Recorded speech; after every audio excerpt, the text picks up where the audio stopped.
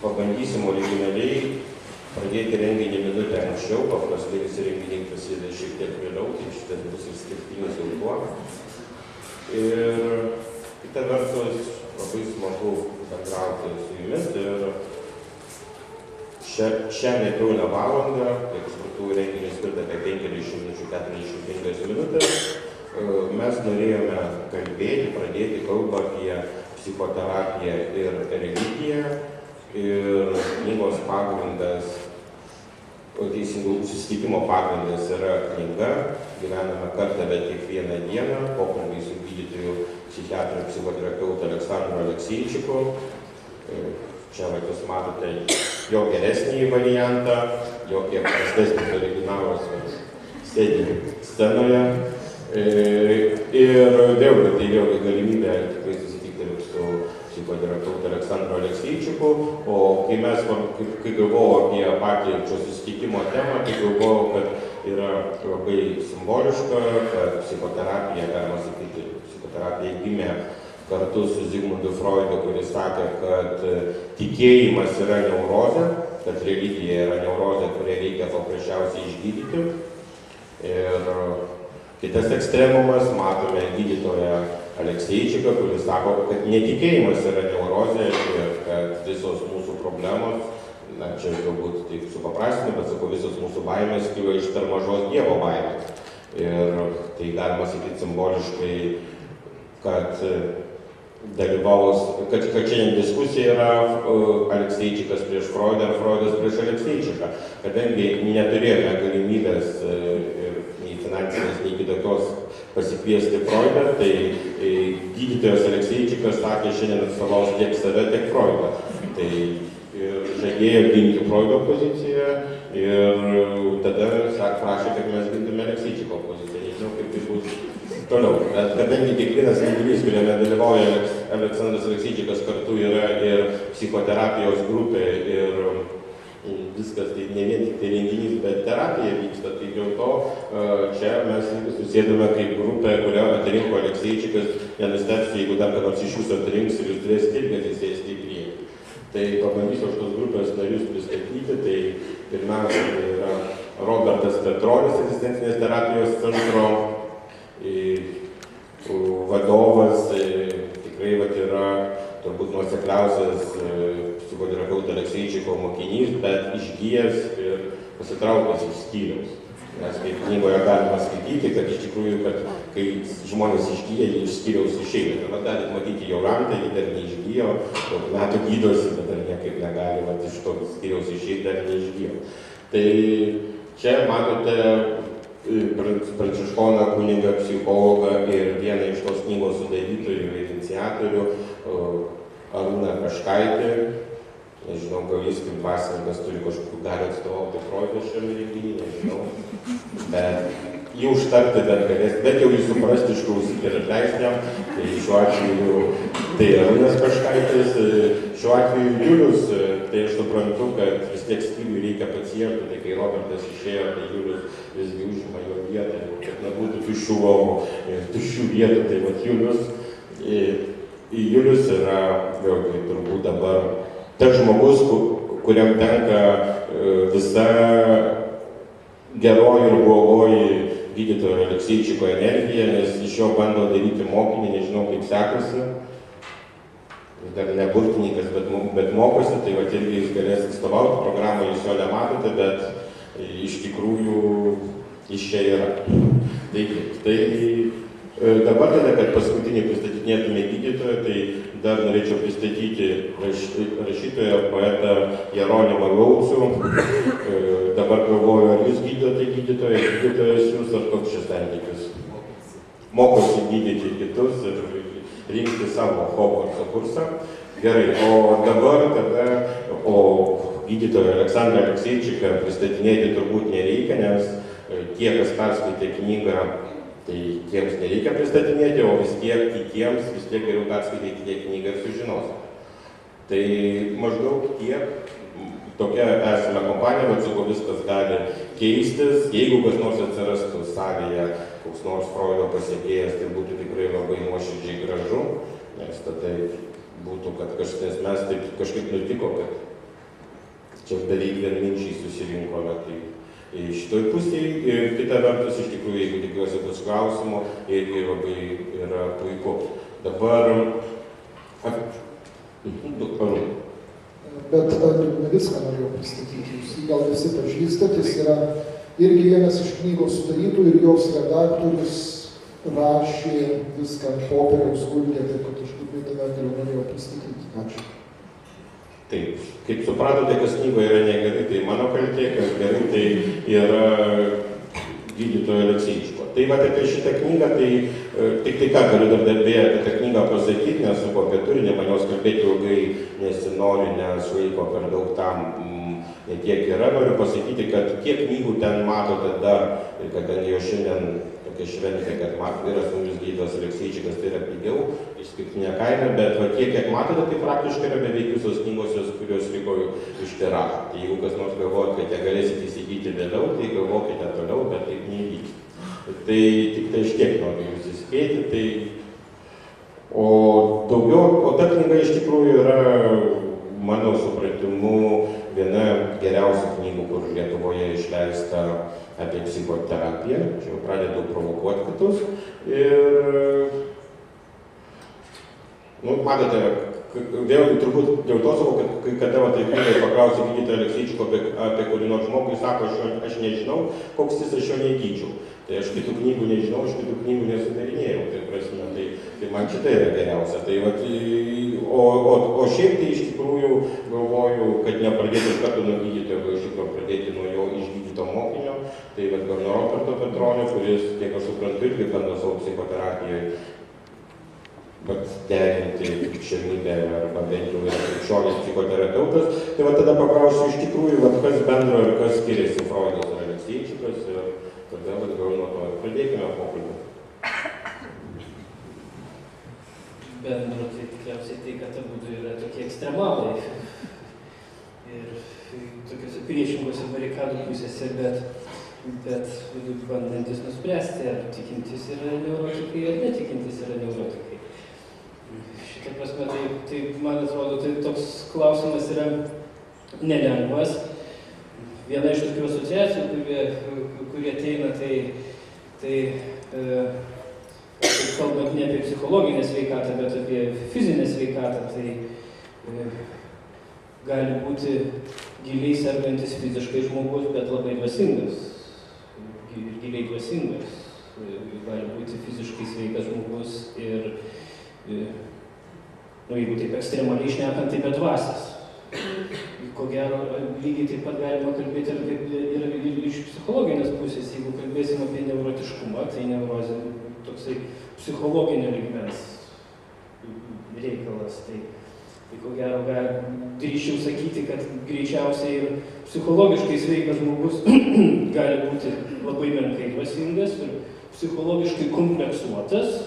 Toksai gali būti giliai tikintis ir tai yra tokia, kažin ar vieną iš kito galima išvesti. Aš matau, kad tu imsim diskutuoti. Taip, rodosi, žinot, kol kas jūs taip kalbat, kad viską pasimaišo. Tai mes pasimaišom. Kaip ir, jeigu tu pristatyti prieš mane. Iš viso šiuolaikinė psichoterapija, žinot, yra apie 1000 visokiausių metodų dabar, mokyklų, taip, ir mes bandysim nuo 20 susiorientuoti, kad pasimaišysim. Tai mes pradėjom nuo to maišyti, žinot. Kaip sakau, aš iš viso neslapamoknai, pas mane labai gera atmintis. Tai, žinot, tai negali iki šiol dovanoti jums, kad jūs išėjot, aišku, labai gerai, kad Paulius Julius atsirado, čia taip vis dar pradeda gyti. Tai vis tik, kada jūs sakėt, kad ten dvasingi, nedvasingi, čia sveiki, nesveiki, tai galbūt praktiškai būtų geriau, kad jūs jau parodytų, čia mes sėdim, kokie pas mus yra dvasingi ir neurotiški. Ir neurotiški. Kitas galėsim, kad fiziškai sveiki ir neneurotiški. savotiškai, nu, buvo tokių iliustracijų. Galbūt žmonėms tada bus aiškiau, su kokiais klausimai pas ką kreiptis.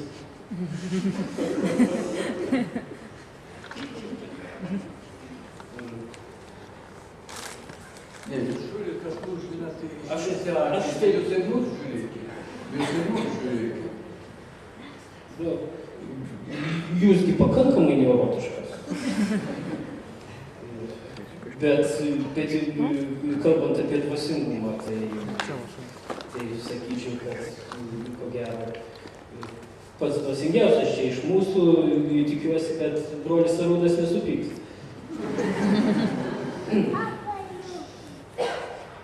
Nu čia ant mane lengviau, bet ant visų kitų. Ir jie apie save taip pat. Ne, bet žmonės matytų. Vienas iš mūsų terapijos principus, o terapinė bendruomenė ir toliau, tai geriau vieną kartą pamatyti, negu 100 kartą išgirsti. Jeigu jie taip pamatys, o paskui dar pajaus ir užjaus, bus tikrai jau, kai įvykis, čia bus terapinis. Daugiau iliustruoti man būtų sudėtinga dabar ir bijau, kad mes užimsim labai daug laiko. Nu tai vat, žinot. Mes valstybiniai tokioj įstaigoje, dabar visai valstybiniai, bet kaip čia, savivaldybės įstaiga, tai turim trumpai ir turtai kalbėti ten ir šnekėti, o jūs kaip privatus psichoterapeutas galit savo leisti, kad ir aš tik tai replikuosiu, vat irgi, man atrodo, kad šito tikslas buvo, kad visi pajustumėte užuojautą, užjaučiate Robertą, man atrodo, visi susilinkėjo vieną vertus ir supratote, kodėl jis išėjo. Tik tai porą sakinių. Žinot, jūs kaip valstybinė įstaigoje, tai pacientai pas jūs nori gydytis ilgai, o aš kaip privatus psichoterapeutas, tai jie nori labai greitai ir pigiai. Bet čia kažkaip jūs taip greitai ir pigiai mums nepadėjot.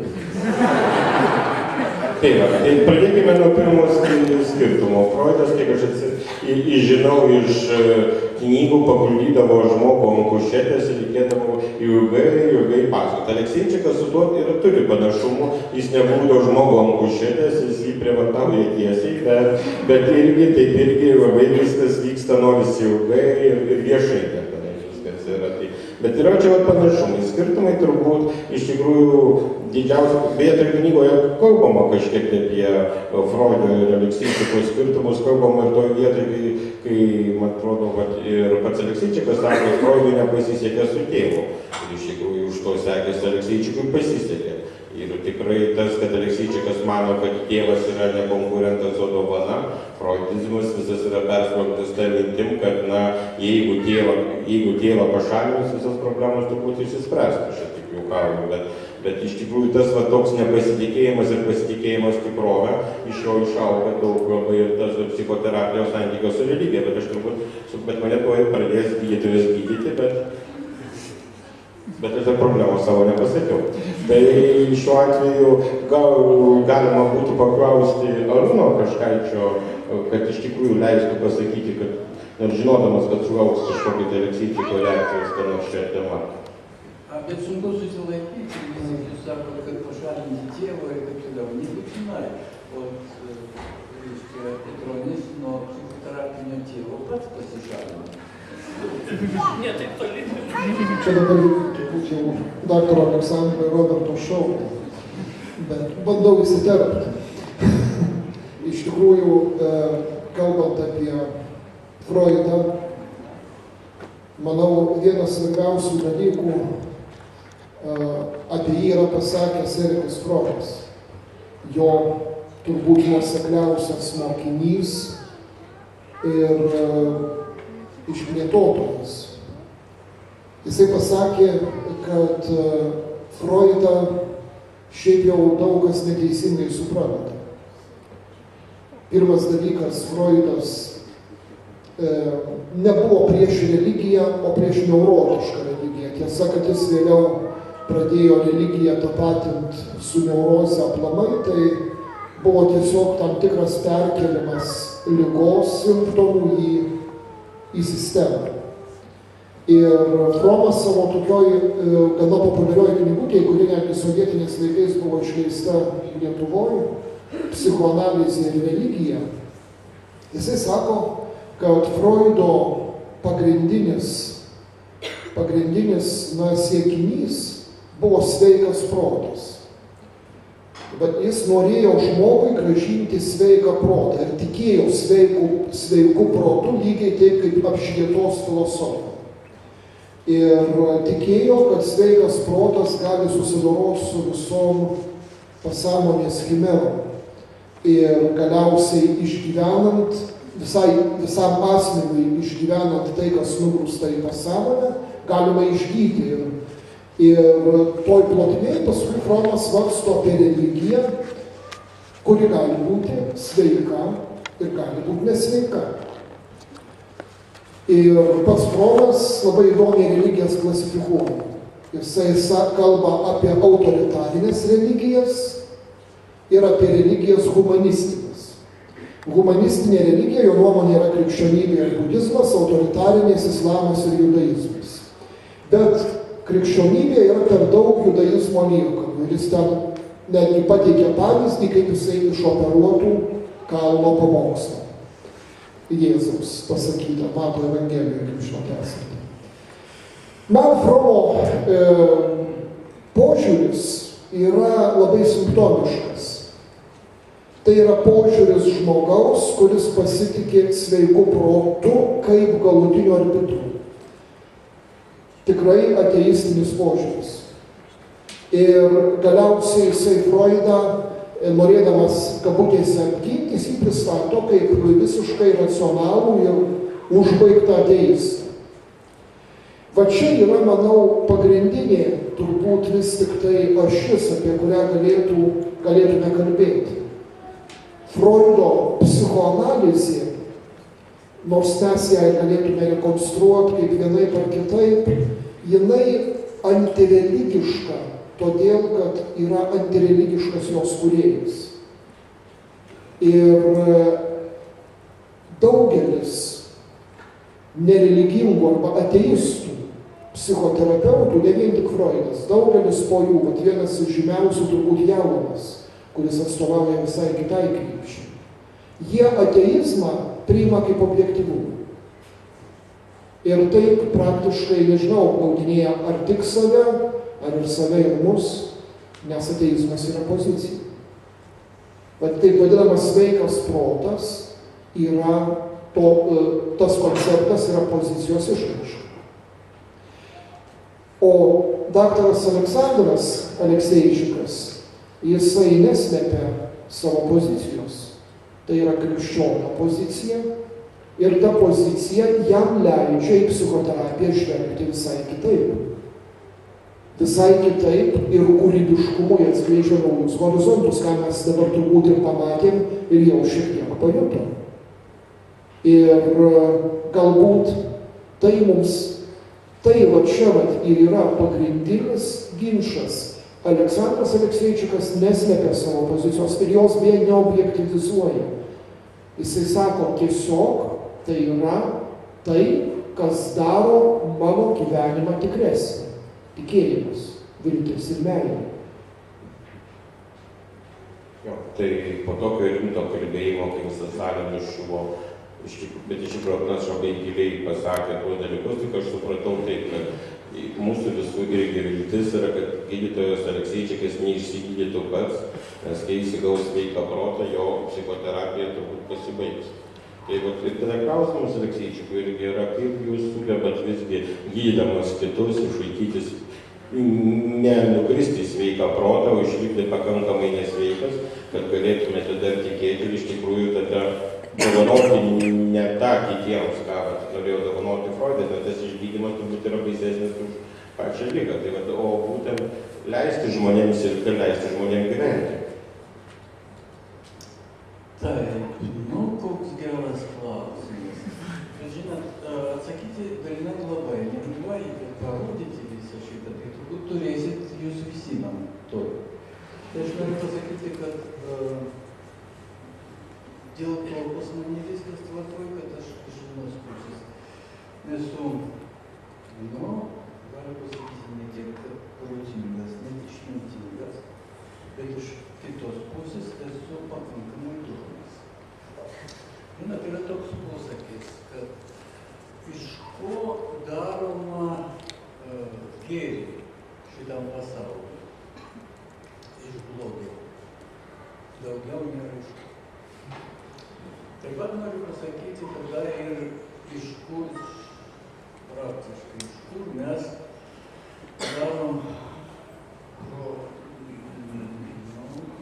daromės protingi. Iš savo kvailumo. Daugiau nėra iš ko. Liaudis tai yra tikrai išmintingas ir sako, kad iš ko mes mokomės iš savo klaidų. Nu, yra kitas variantas, pasakėm, kad protingi žmonės mokosi iš svetimų klaidų, durniai mokosi iš savo klaidų. Bet vėl papildomas ateinas iš turnystės į proto, paskui į išminties, bet gerai mokosi žmonės tik iš savo klaidų. Tai noriu pabrėžti, kad tikrai žmogus turi būti kartu ir išmintingas, ir durnas. Taip, labai tikiuosi, kad mano kolegos čia taip ir pademonstruos, kur aš esu protingas, kur aš esu durnas. Bet kad pavyzdį tokie ir jiems, ir jums parodyti, tai galiu pasakyti, kaip, ypatingai nuo Petronis buvo pirmas, tai daugiausiai kol kas dėmesio bus jo. Vidutinis, kiek aš žinau, tai vidutinis privatus psichoterapeutas, neblogas psichoterapeutas, uždirba per mėnesį 10 000 litų. Aš per mėnesį gaunu atlyginimą 2000 litų. Taip, nu aš nežinau, Petronis turbūt nepasakys, kiek jis uždirba.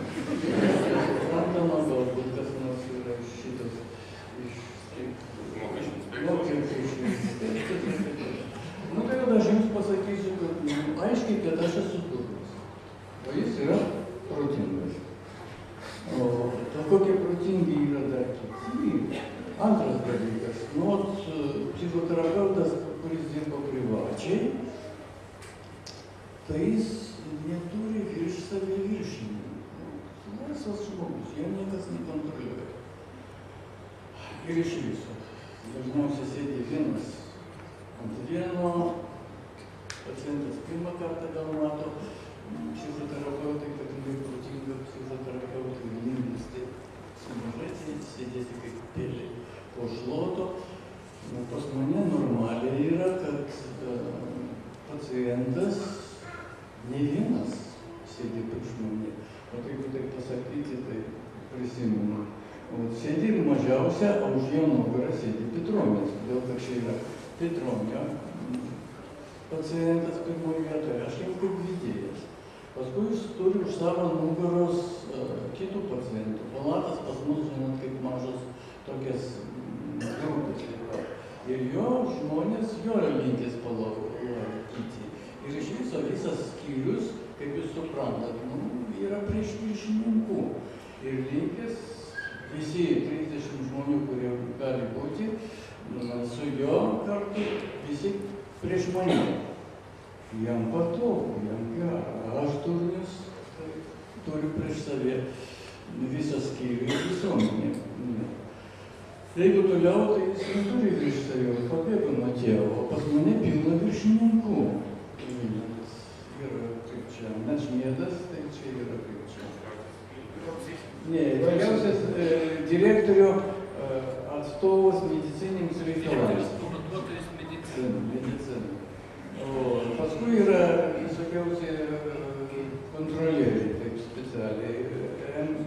Gydytojų konsultacinė komisija, kuri praktiškai yra gydytojų kontrolierių komisija. O taip pat direktorius, kuris nieko nesupranta, bet negali prisipažinti, kad nieko nesupranta ir nieko nežino apie mano pacientą, bet jeigu ką, turi valdžią. Realiai turi valdžią ir žino aš gavau per savo gyvenimą 5 papeikimus, porą perspėjimų, o Petronis rodosi nieko negavo. Nu dabar, kas yra protingas, kas yra durnas?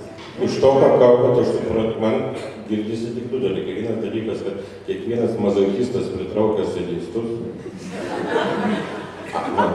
Antras dalykas yra, suprantu, kad tai jūsų problema, galime ją spręsti,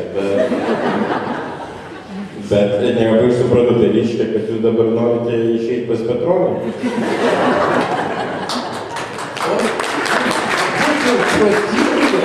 Norėčiau išeiti tais patirti pas Petronį, pas Remėjį, kuris pas mane dirba, o turi privatį dar polikliniką.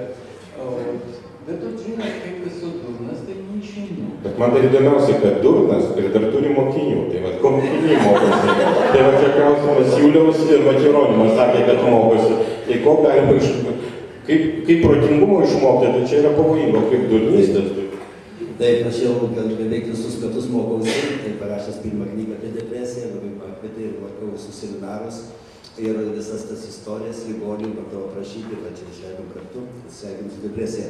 Ir aš labai norėčiau tokią papasakoti iš gydytojo atsitikimų, kai ateina į kabinetą ligonis ir sako, kaip ir man dabar nuo ko pradėti, sako, nežinau nuo ko pradėti, tai sako, gydytojas, pradėk nuo pradžių, tai sako, nu gerai, tai pradžioje sutvėriau žemę ir žvaigždes. O kadangi visi čia susirinkę, tikrai nori išeiti su diagnoze, tai reiktų. Aš norėčiau ir perskaityti, ne ką aš perskaičiau jų skyriui, reiškia čia tokio metaforiškai, bet čia galite labai suprasti, kad iš karto nereikės pas gydytoją. Reiškia taip, aštri psichozė, aš kalbuosi su katinu. Aštri haliucinacinė psichozė, aš kalbu su nesamu katinu. Paranoja, aš bijau pasakyti kažko netinkamo girdint katinui. Šizofrenija, katinas kalbasi mano viduje. Neurasterija. Katinas mane ignoruoja, o man tai atrodo nepakeliama. Ir maniakinė depresinė psichozė, mano katinas manęs visai nevertina. Ir čia ir to pačiai depresijos. Taip, ačiū, o tikrai, jeigu rimtai labai tam skyriui, aš neįsivaizduoju rašytojas, kiek daug temų, pasako, ten moteris ateina, sako, aš neturiu, jeigu man duotų antrą gerą gyvenimą, aš vis tiek sugadinčiau. Tai mes sakom, kad tu pati sakai, kad tu sugadintum gyvenimas, taip toliau, labai tokių gražių temų, tas temas mes kartu. Svečiam, man atrodo, kad imsti vieną knygą ir aš tikrai sveikinu gydytoją, kuris vadytas turi, ar čia kokio kito tipo, absoliučiai nepavydį gydytojas. Nieko, jaučiu, kad tu lyg mato konkretų. Nemato jokio, tik nori padėti. Ir jeigu psichologija gera, gydytojas tikrai kviečia ir mane, ir kitus, ir to yra garbingas žmogus. Linkiu daug sėkmės mūsų gydytojų.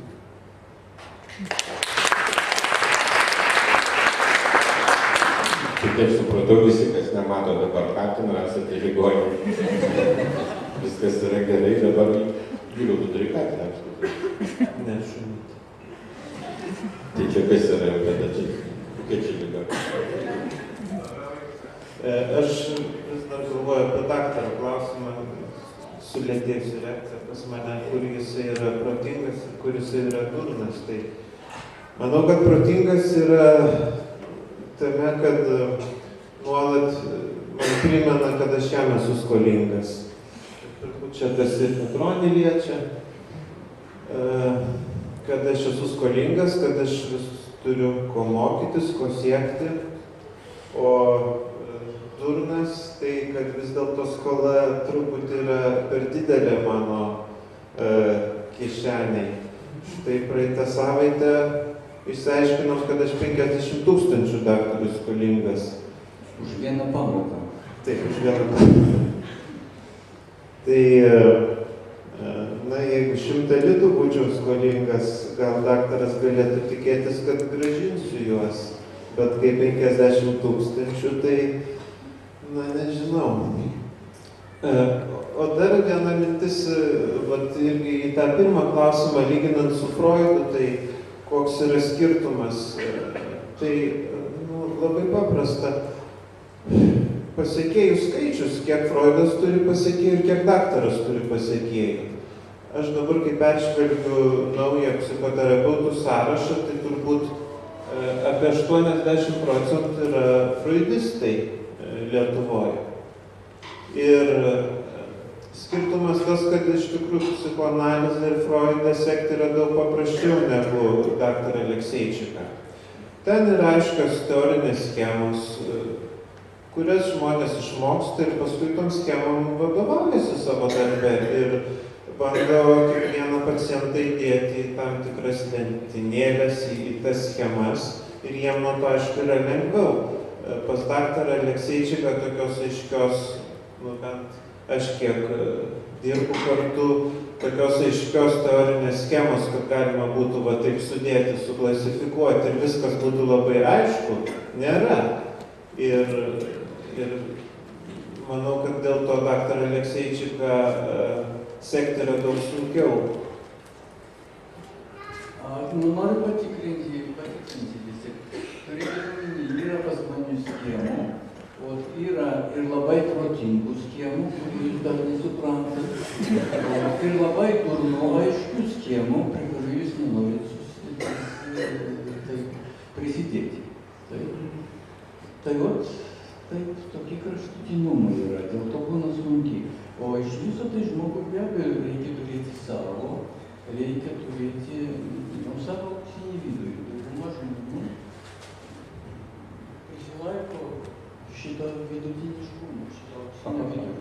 Aš dar tik tai repliką tada duosiu Arūnui, nes mano replika tikiuosi bus trumpa, nes iš ko girdėjau supratau vieną skirtumą tarp Freudo ir Alekseičiko, kad Freudą mokiniai vis kritikavo, o Alekseičikas vis mokinius kritikuoja. Tai vienas, sakysim, skirtumas, o kitas dėl gausos, tai matai, Juliaus, ta gausa kiniečių irgi yra daug, žinai, kaip yra taip sakoma apie toks negražus anekdotas, ko Arūnas negirdi, sako, Dievas kūrė žmogų po vieną, kai priėjo prie Kinijos pavargo. Tai čia, taip žiūrint su Freudu, kartais tai irgi toks man vaizdas, kad psichoanalitikų yra daug, bet daktaras tik vieną lipdo, po jau taip lipdo jau kaip rankų modelis kiekvienas mokinys daktaro. Nesitikėjau šaliaus ne visko rasistinio anekdoto, bet vis tik išgirdau.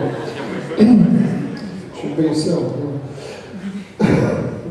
Bet šiaip ir taip norėjau Julių pratęsti. Iš tikrųjų yra tas dalykas, kad mokytis iš daktaro turbūt ir jau čia vėlgi tą kartą supratot, nėra taip lengva. Nes nuolat reikalaujama asmeniškumo, asmeniško santykio. O asmeniškas santykis kainuoja. Ir kainuoja daug. Į kainą nenusakoma. Tiesiog tu turi investuoti visą save. Ir aš nenoriu pasakyti, jokių būdų nenoriu pasakyti, kad iš tų nemažos dalies, kaip Julius sakė, turbūt 80% vienaip ar kitaip susijęs su psichoanalize Lietuvos psichoterapeutų. Nenoriu pasakyti, kad jie visi savęs neinvestuoja, jie visi yra neasmeniški. Anaip tol. Bet psichoanalizė sudaro galimybę atsiriboti. Net ir taisyklės, kurios ten yra, jos sudaro galimybę atriboti tave nuo tavo darbo. Ir jeigu tau per daug sunku save investuojant, tu galiausiai savo labai gali sąžiningai ir etiškai pasakyti. Tas ligonis, tas pacientas yra tik tai viena iš mano funkcijų. Tai yra tai, ką aš darau, bet tai, kas aš esu, yra kažkas kita. Tai kalbant apie, kaip daktaro mokykla vadinasi, intensyvus terapinis gyvenimas. Mano galva, kalbant apie šią mokyklą, taip niekaip nepasakysi. Nes savo pagrindiniai knygoje Gydyti gyvenimo daktaras Aleksandras, kurios turbūt jau seniai nebeliko knygynuose gaila, daktaras Aleksandras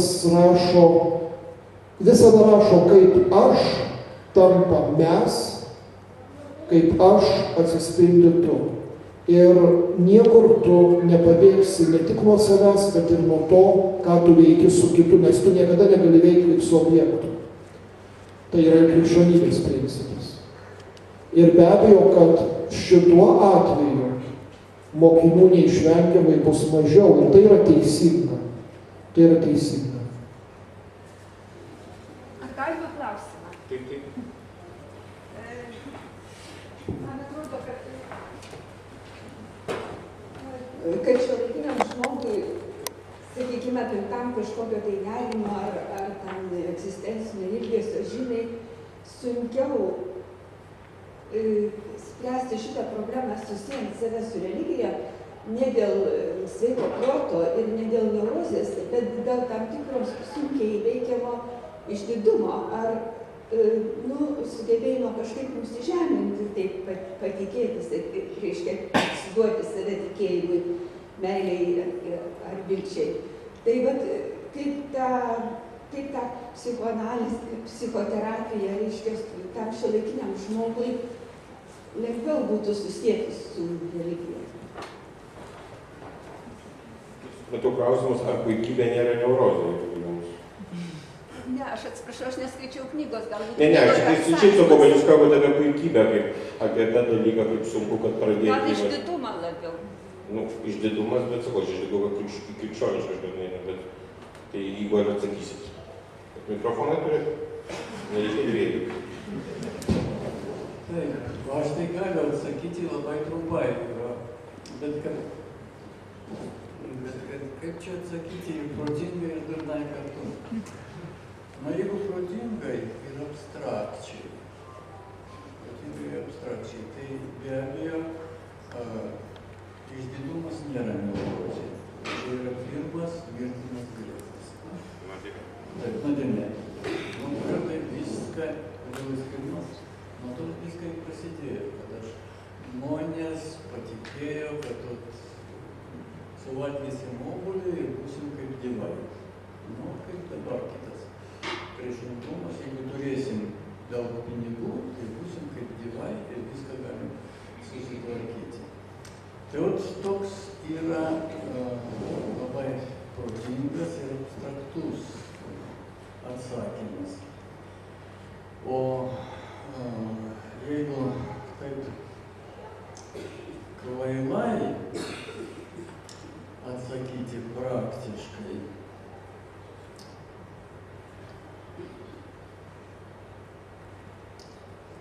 žinot,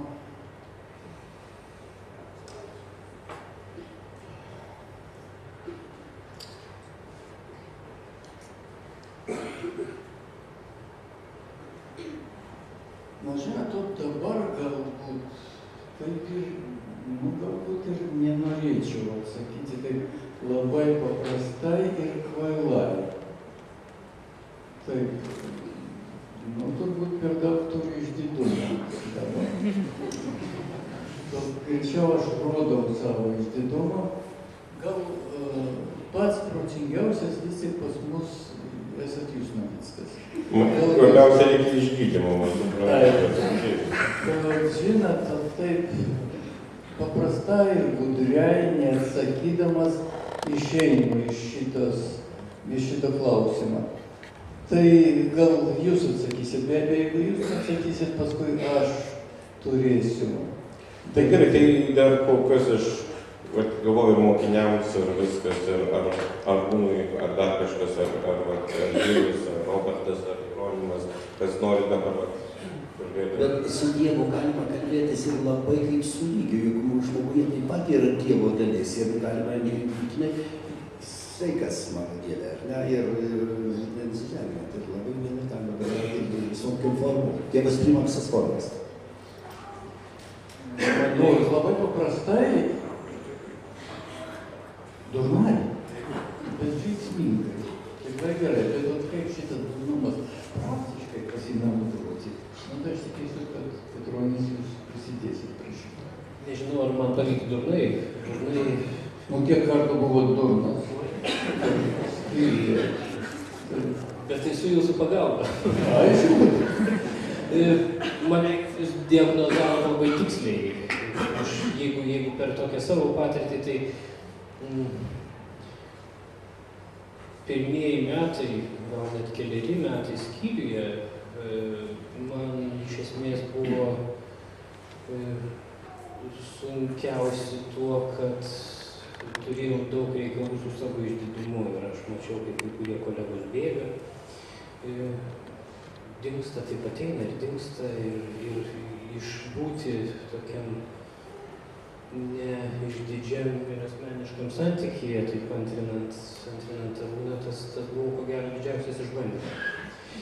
Ir čia aš jaučiu, kad neišeina man labai dažnai. Ir kai tenka susidurti su studijų programomis, psichoterapeutų ruošimo programomis ir taip, ką kolegos daro, tai to tokio asmeniško ir tokio durnoko santykio su žmogum labai retai mokoma. Dažnai tas mokymasis yra panašus, jeigu su tokiu lyginimu, tai vat galima su muzika, tai mokoma kaip teisingai groti instrumentu, bet kaip jausti muziką ne ypatingai. Tai viena iš brangiausių pamokų, kurią aš turėjau skyriuje. Tai kad ne tiek aš išmokau teisingai groti, bet man regis muziką jausti aš drįsčiau sakyti, kad pramokau. Na gerai, po to visą tai aš gal uždėsiu pasakyti, kokie turi būti santykiai su Dievu, su tikėjimu. Vienas iš mano mylimų vaizdų tai yra toks. Jeigu Dievas mane baudžia, ačiū Dievui, jis mane neužmiršo. Tik mes turim, kiek galima paprasčiau, be didelės filosofijos, susigaudyti, už ką jis mus baudžia. Dažniausiai dar aukštesnė pakopa, dėl ko jis mus baudžia, kad mes išvengtų didesnį kokį nors klaidą. Tai vat, turiu susigaudyti ir turiu būti tikingas. Labai paprastai. Durnai atrodo, Dievas mane baudžia, ačiū Dievui. Jau labiau, kad knygoje atrastumėt maksimą, kad dėkingi pacientai sveiksta greičiau. O nors man visada labai patinka dar vienas iš jūsų posakių, kad jei, kaip sakyti, pacientui viskas galima daug, arba sakysim, pacientas visada teisus, kol jis sveiksta. Iš tikrųjų, kol jis sveiksta, viskas yra tinka, bet kai jau nesveiksta, tai tada iš tikrųjų prasideda labai sudėtinga ir sunki psichoterapija. Visi mes irgi norime tokio, irgi šiandien irgi taip juokaudami.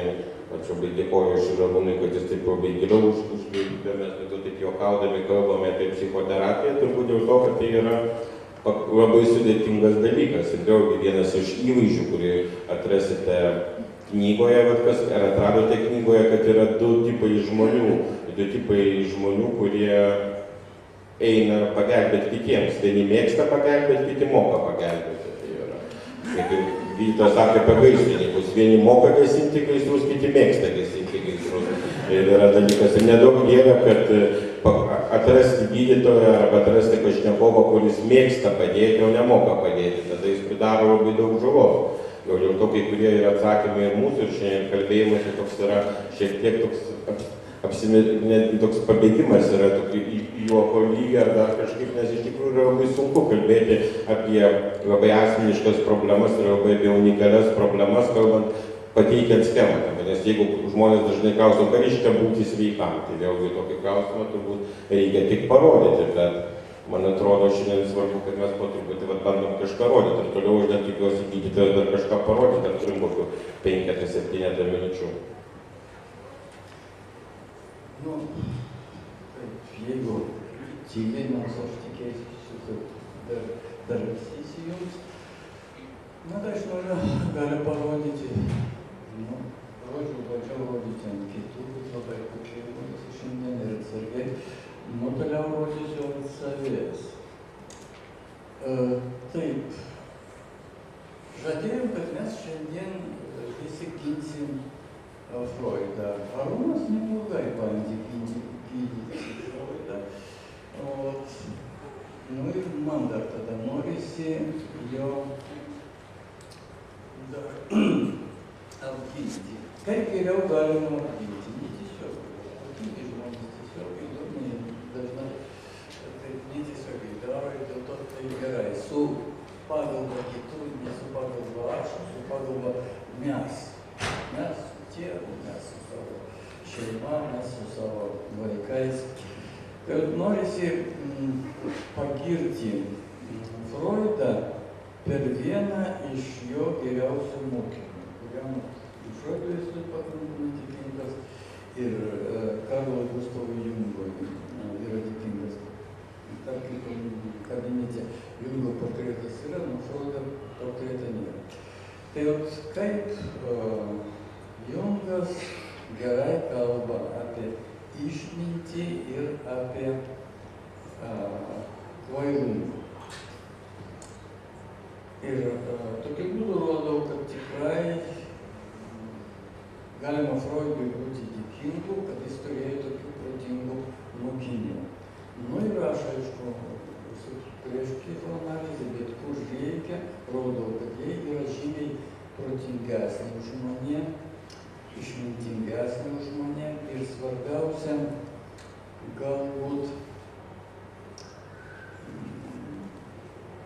более искусные профессионалы. Как вы сказали, išmoningesni, nežinau, profesionalai. Искусные, žinot, tikrai meniški profesionalai. Gal taip gali pasakyti. Žiūrėkit, ką Jungas sako ir pamatysit, kad, iš vienos pusės esu durnas, taip nemokėjau pats pasakyti. Ir iš viso, palikit mane, esu durnas. Aš galvojau, kad aš čia kalbėsiu turbūt 5 minutės. Žiūrėkit, kiek aš gražiausiai. Kalbėsiu 5 minutės. Nu, durnas esu. Bet už tą galiu jums pacituoti. Taip daug visokiausių išmintingumo čia turiu. Tai ką Jungas rašo apie kvailystę ir išmintingumą. Sukvailėti galima lengvai, be jokio meno, bet izvleči, atrasti kvailystėje išmintį, tai jau turbūt didelis menas. Kvailystė tai yra motina išminčių, o ne gudrumas. Nu, čia aš verčiu, rusiškai man geriau sekasi, žiūrėkit, kaip gražiai skamba. Глупость – вот мать мудрецов, а не смышленность. Kvailumas yra, kaip galima sakyti, išminties šaltinis, bet ne gudrumas, gudruoliškumas čia iš esmės. Nu, žiūrėkit, kaip iš vienos pusės taip parodžiau savo durnumą, savo kvailumą, o iš kitos pusės, nu, atradau tą, ką gali jums pacituoti. Nu, ir be abejo, randu taip puikiai pas paprastų žmonių tokios išminties. Nu, turėsit išversti. Lietuviškai taip aš negaliu pasakyti. Вот, kaip skamba. Дураку море по колено, а лужа по уши. Jo, čia ir išvers. Kvailiui jūra iki kelio, bet skęsta baloje. O baloje iki ausų, nu bet tai. Žiūrėkit, taip, kada man reikia, tai man jūra iki kelio. Liudininkų čia turiu, jeigu. Bet esu pakankamai atsargus, kad nepaskęsti lūžą. Ir taip pat, jeigu vėl norisi cituoti protingų žmonių, ir vienintelį turėjom klausą, šito, tai taip pat norisi pacituoti išminčių ir toks Tomskis. Santykiai mūsų su Dievu. Dievas nėra kažką, ką mums duota.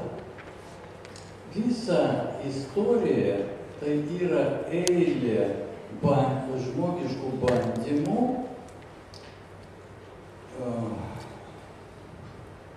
Dievą осуществить. Kaip čia bus? Įkūnyti, kažkaip įgyvendinti, bet Gali būti, bet biškai kitaip. Сущность. Существо. Įgyvendinti, bet Galbūt осуществить. iš veiksmažodžių šis neturi diktavas. Kaip, nežinau, pabandykit jūs išversti, todėl kad tikrai lietuvių kalba, kada nėra savo prigimties, gimtoji kalба, tai yra sunku.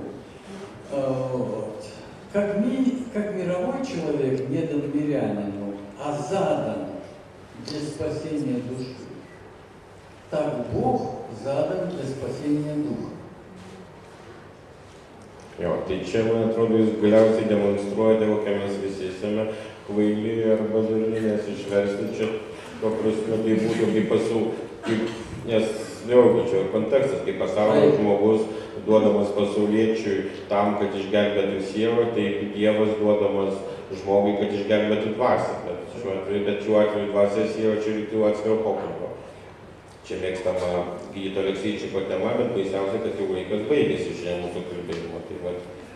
Tai jeigu dar kažką trumpai išversti, tada dar jeigu vis tik tada po kokį sakinį arba po žodį, tai tada... Bet pas mane pirma, žiūrėkit, toks kas durnas esu. Nu, bet paskutinį dar.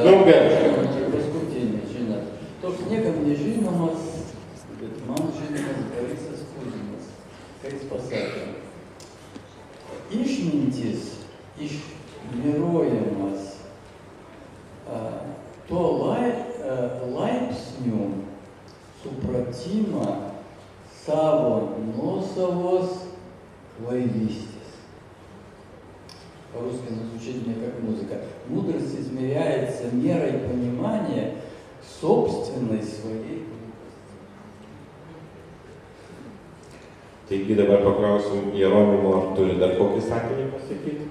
Labai miela lankytis man ir trečiadieniais ir čia taip pat jaučiu tą tokį atmosferą, trečiadienį, kada sueina ligoniai, jie taip nuoširdžiai kalba, kad aš būnu šventėse, paliuose, renginiuose, bet ligoniai nuoširdžiausiai pasako savo dvasinę tą išraišką, savo dvasinę tą būseną ir tuo ten yra labai miela būti.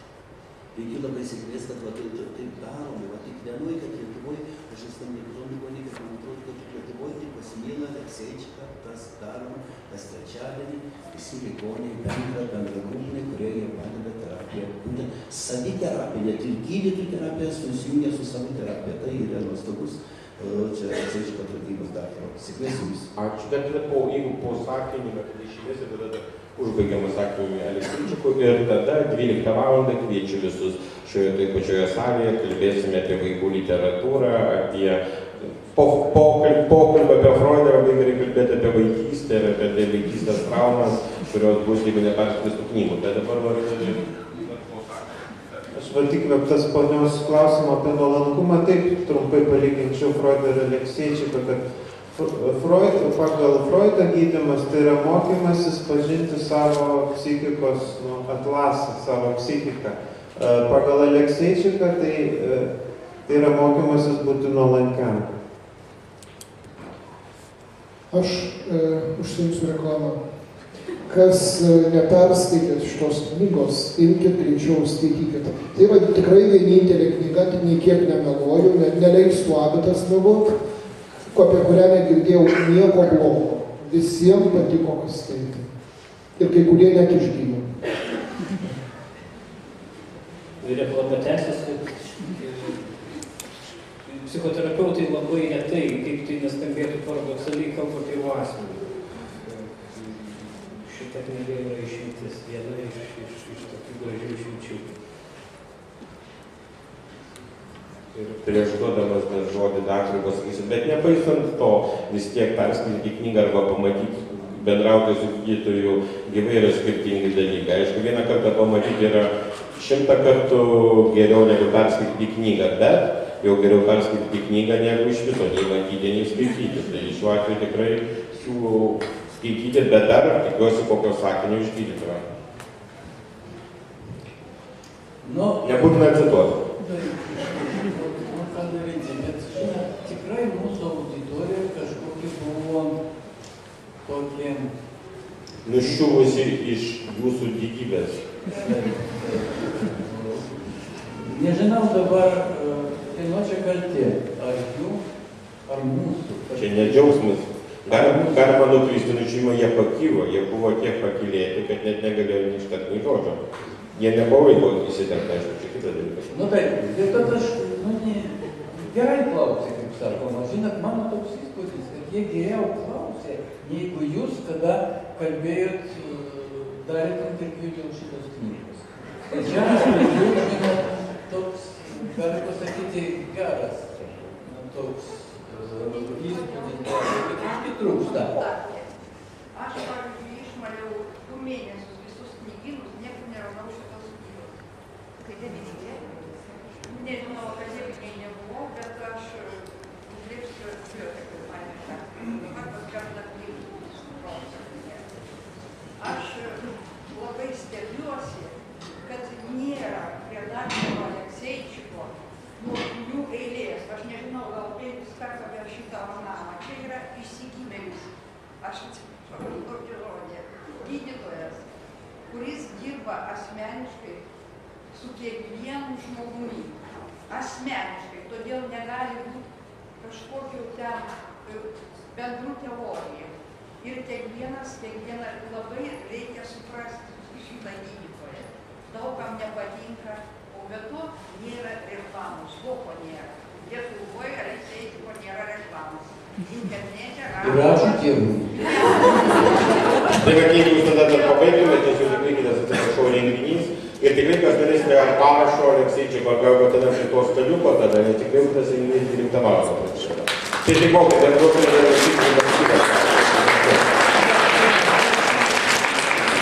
Taip, pirma ir svarbiausia. Vieną kartą Karlui Gustavui Jungui buvo užduotas toks klausimas. Ar jūs tikitės į Dievą?